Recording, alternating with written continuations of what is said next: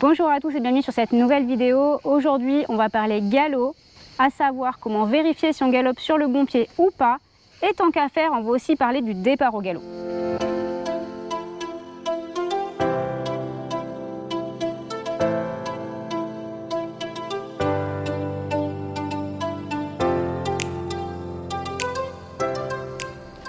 Avant de commencer, on va faire un peu de théorie et on va parler du mécanisme du galop.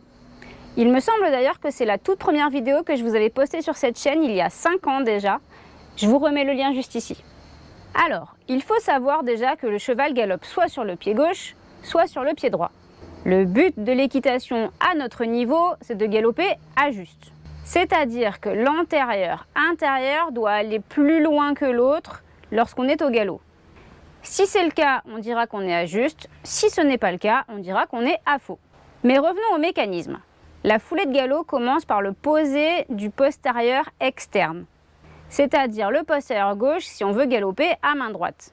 Vient ensuite se poser le bipède diagonal gauche, c'est-à-dire l'antérieur gauche et le postérieur droit en même temps. Et si on procède par élimination, il n'en reste plus qu'un, il s'agit de l'antérieur droit, qui permettra de prendre l'impulsion pour envoyer le cheval vers une projection afin de remettre tous ses pieds dans le bon ordre pour repartir sur une nouvelle foulée. Si on est au galop à gauche, ce sera donc postérieur droit, diagonale droit, antérieur gauche, projection. Lorsque je suis en selle, je vais donc m'incliner discrètement en avant pour regarder l'épaule ou le pied intérieur de mon cheval pour savoir si je suis à juste ou à faux. Avec l'expérience, vous pourrez aussi essayer de deviner sans regarder et en ressentant les choses depuis votre selle. Souvent, le cheval qui est au galop à faux a du mal à s'incurver vers l'intérieur, a un galop irrégulier ou décousu, bref, pas un bon galop. Et dans les reprises débutants, il n'est pas rare de voir le poney qui est au galop à faux repasser au trot dans les virages, car galoper à faux leur demande beaucoup d'efforts en termes d'équilibre. Ceci est d'autant plus important lors d'une séance d'obstacles. Imaginez aborder un virage au galop à faux et enchaîner sur un obstacle. Le cheval va arriver complètement en déséquilibre et il est fort probable que ça se termine par un refus ou une barre. D'où l'intérêt de repasser au trot quelques foulées et de redemander un départ au galop sur le bon pied. C'est une chose qui est beaucoup travaillée en hunter. Faites du hunter, pas du CSO. Pour le galop 1, très souvent, on vous aide pour faire partir votre cheval au galop et rattraper les autres poneys qui attendent sur la piste. Ou bien, on vous dit de mettre un coup de cravache. Et oui, la dure réalité des poneys de club. Dans ce cas de figure, si jamais votre cheval part au galop, vous pouvez vous entraîner à regarder si vous êtes sur le bon pied. Mais à partir du galop 2, c'est vous seul qui devrez mettre votre cheval au galop et sur le bon pied s'il vous plaît. Comment faire?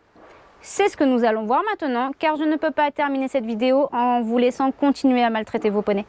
Alors, vous savez qu'en équitation, il y a la théorie et la pratique. Et étant donné que la pratique est réalisée avec des animaux qui sont comme nous, tous différents, il va falloir que vous appreniez à vous adapter à chaque cheval. Donc, ce qu'on va voir maintenant, c'est ce qu'on apprend en théorie. Le départ au galop peut se faire à partir du pas ou du trot.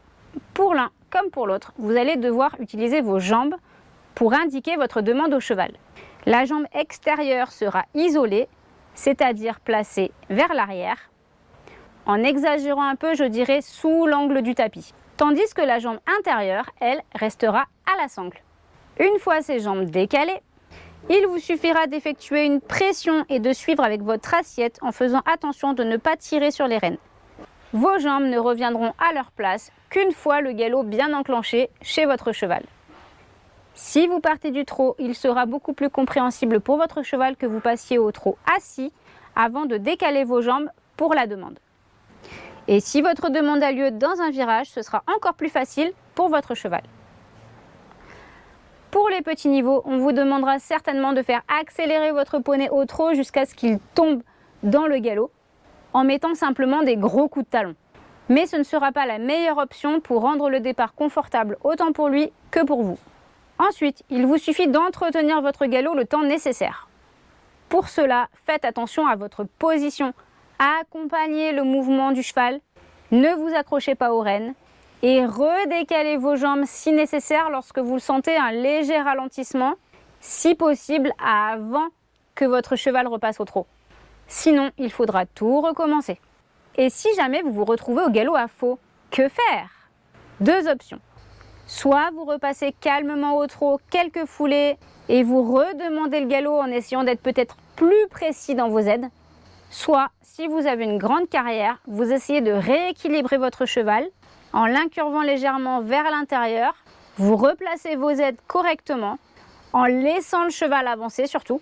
Et s'il est un peu réactif, il devrait changer de pied tout en restant au galop. Mais attention, ce n'est pas fini. Il se peut que votre cheval change de pied au niveau des antérieurs, mais pas des postérieurs. On dira alors dans ce cas qu'il est désuni. Mais rassurez-vous, parfois, en continuant de galoper, ils arrivent à se corriger tout seuls et repassent sur le bon pied, autant devant que derrière. Mais parfois non. Alors dans ce cas, on revient au point de départ. Je vous conseille de repasser au trot et de redemander un départ au galop sur le bon pied. Mais rassurez-vous, même si on ne le voit pas lorsqu'on est en selle, en général, quand le cheval est désuni, on sent qu'il y a un léger problème derrière. C'est un peu comme si le cheval galopait avec les fesses tordues. Voilà, cette vidéo est maintenant terminée. J'espère que cela vous aidera à progresser et à être de meilleurs cavaliers, respectueux de vos montures, évidemment. Likez, partagez et on se retrouve très bientôt dans une prochaine vidéo. Juste une chose, dites-moi, vous êtes 86% à regarder mes vidéos sans vous abonner. Oui, je sais tout.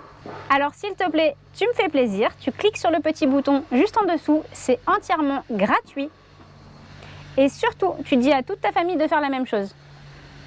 Grâce à ce petit geste, tu me permets à moi de continuer à vous apprendre plein de choses et je t'en remercie grandement.